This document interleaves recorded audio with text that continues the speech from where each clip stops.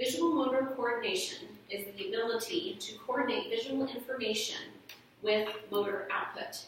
For a child with a visual motor coordination deficit, learning to draw or write letters can be extremely difficult.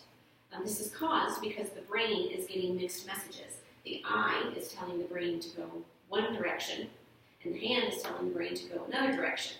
So as you can see, with a child who has this problem, then just learning how to write a simple letter, form a simple letter, can be extremely difficult and even impossible.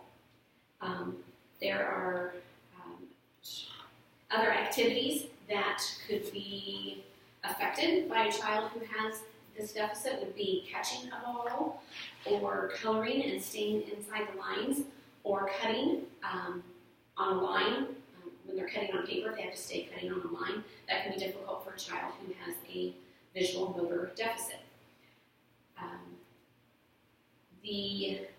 According to the Giant Leaps Occupational Therapy, there are several reasons why a child might have this deficit. One being just their visual perception has a deficit in that alone. Anything that they perceive visually just does not process properly in the brain. Another would be that they have poor control of their motor skills. And then the third one would be the lack of coordination between what they see and what their motor skills, what they can do with their motor skills. We usually call this hand-eye coordination. They have poor hand-eye coordination. Whatever the reason that the child is struggling, again, learning to write letters can be extremely difficult for them, and we need to find a way to help them. There are effective ways to help a child who has poor visual motor coordination learn how to form letters. As with any disability, the most effective way to teach a child is using the multisensory approach, getting as many senses to send signals to the brain as possible. Okay, the more senses that the child engages, then they have more pathways going to the brain to send that information. So then the information the brain takes the information from all these different signals, all these different senses, and formulates it, and then it's easier for the brain to function. Again, a child who has this poor visual motor coordination, by introducing other senses, then you are not making the child rely on their weakness. Okay, if their weak sense is their visual perception, then bring in other senses, and that will strengthen up that weakness, and they can, again, more input into the brain is going to help them remember and know where to file it in the brain and know where to retrieve it from the brain and make it last much longer.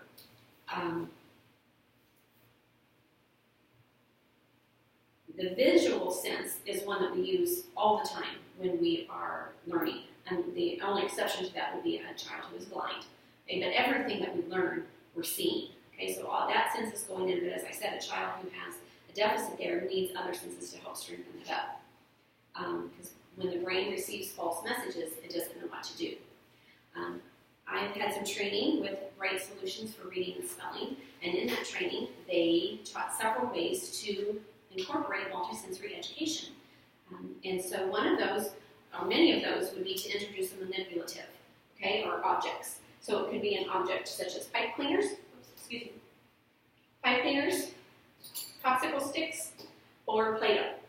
Any of these could be used to teach a child how to form letters.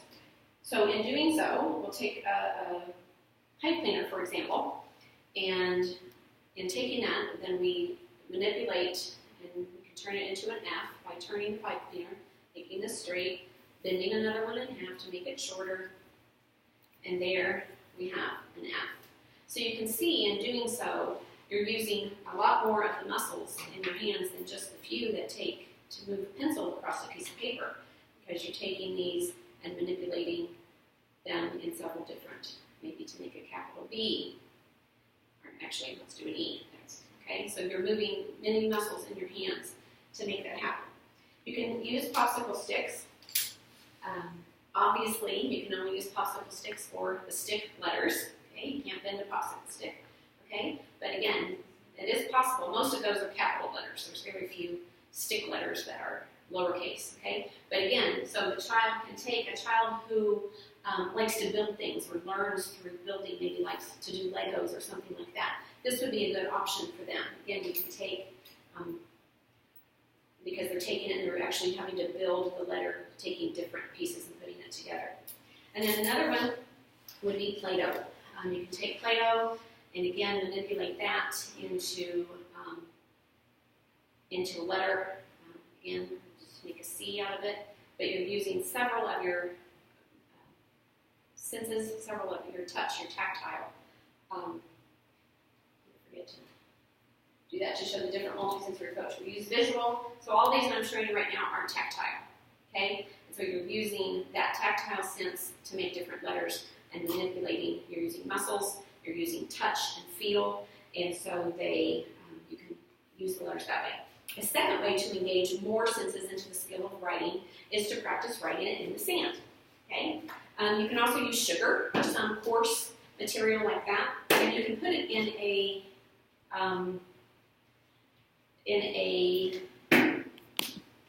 cookie sheet or something like that. I like to keep mine in this container because it locks and it won't spill and I can travel with it. Okay, but you can put sand or sugar or some coarse material, and then in that case take 2 fingers. Okay, it's very important that you use 2 fingers. Long time they only did it with 1, but now it's standard practice to use 2 because you have twice the nerve endings that are sending those messages to the brain, so you're getting more signals into the brain. So you just take your sand and you just write in the sand. A. Okay, and have the child say it as they're doing it. A.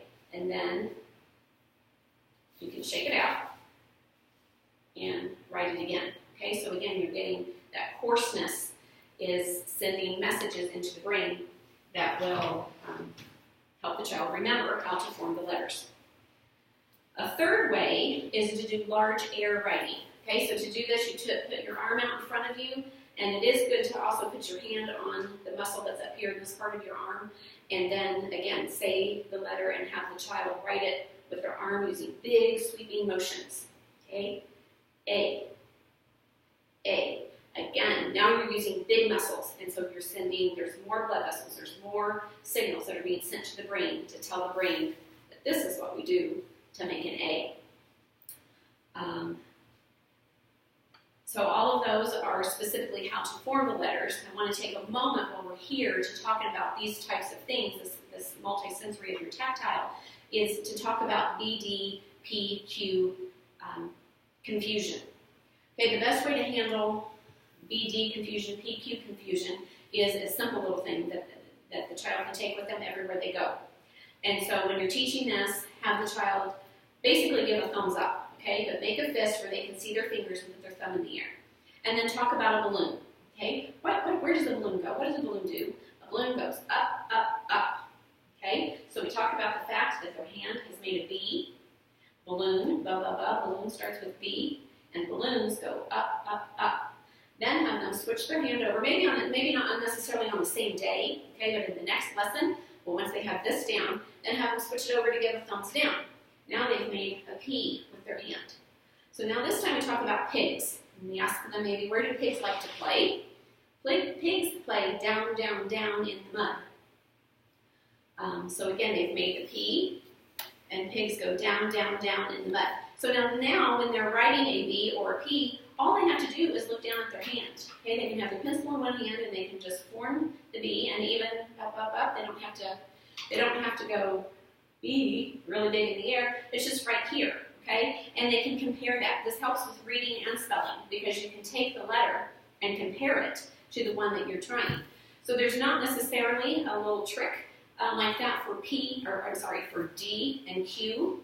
Okay, because once they know B and P, they don't need a D and Q. All you have to do is compare it. Okay, so if I know this is a B and I'm looking down, then you can compare the two. And if it's not the one that's shaped like this, then it's the other one.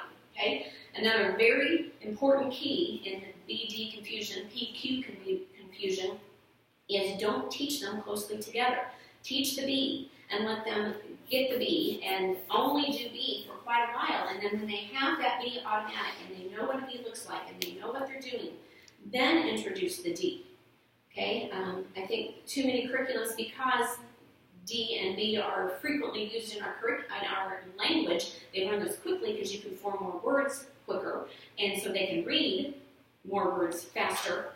But for a child with a learning deficit, the BD confusion is a real thing, and it,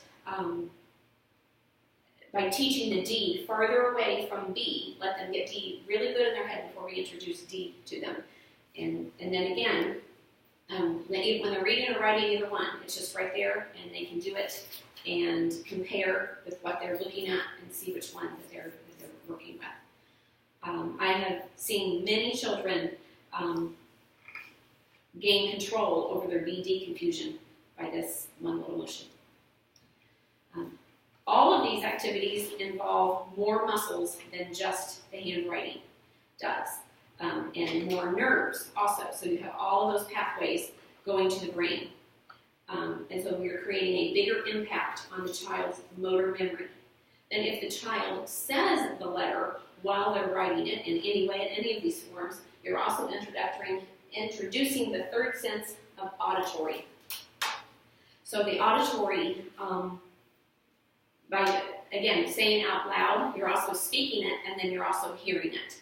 So another technique that engages an auditory sense is to verbalize while you're teaching. For example, when you're teaching it in the first place, you teach them that a bee has a long stick with a ball in front. A long stick with the ball in front. And you say that same sentence every time you write the B. You teach them to say it. Then again, they will start saying it in their mind silently. And again, you're introducing another sense, okay? Because you got another pathway going into the brain.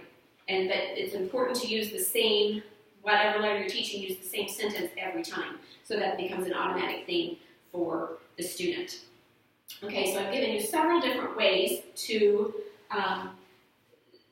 use multisensory education. So now, what does that look like really in a lesson plan, though? Okay, what's the practical application for you in your classroom? That would be, so I'm going to take a moment and we're just going to do a sample lesson plan. So the teacher could say, or you could say something such as, okay, earlier today we learned about the B. We learned that B says the. Okay, and we talked about that. Now we're going to learn how to write a B. Okay, so here I have some samples of the B on the board already. So when we write a B, we say a B has a long stick with the B in front. Say that with me. B has a long stick with the ball in front. Okay, so that's, okay, now I'm going to give each one of you a pipe cleaner. And you can take the pipe cleaner and manipulate it to make a B out of your pipe cleaner. So again, we need to make it B where we already have the long stick. Okay, B has a long stick with a ball in front. So you can curve it around and make a ball in front. Okay, so we have that. Now I'm going to pass out popsicle sticks for you to make a B with. Is that going to work? No, we can't make a B with popsicle sticks because we need a ball. But I do have some Play-Doh here. So I can give each one of you some Play-Doh. And you can take your Play-Doh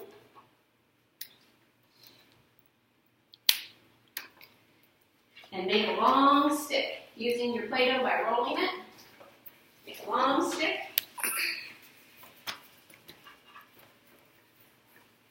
And pinch off a little bit up the bottom of your long stick. Okay, make a long stick. And then make a ball. Put your ball in front. Okay, so now you've made a B with Play-Doh.